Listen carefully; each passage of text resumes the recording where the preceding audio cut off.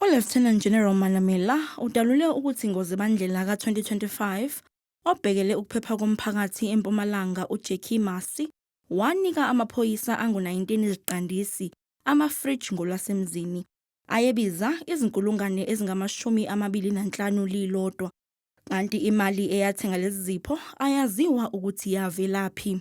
Mr. Jackie Masi awarded SAPS members 19 LG fridges amount to 25,000 rand each as he personally announced. The information is available in the YouTube. It is not established where the money was sourced.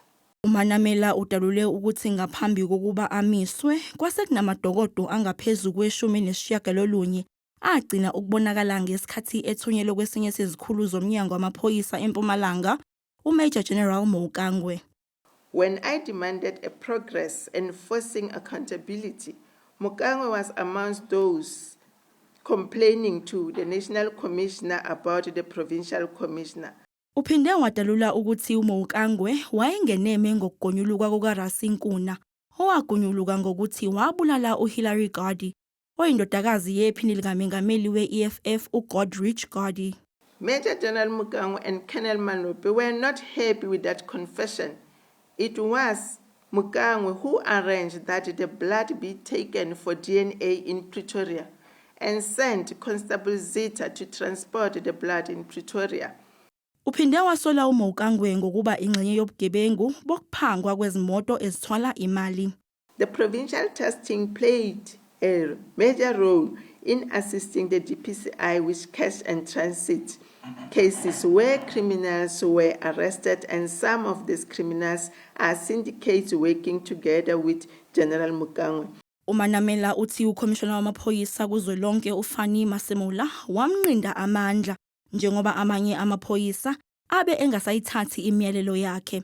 Uphinde wathi akasho ukuthi uMasemula ukhohlakele kodwa umsola ngokuvikela amaphoyisa akhohlakele. What they are saying to the National Commissioner, it has nothing to do with their corrupt activities. So I wouldn't sit here and say the National Commissioner is corrupt. All that I'm saying is that he's protecting them. The investigation will reveal that.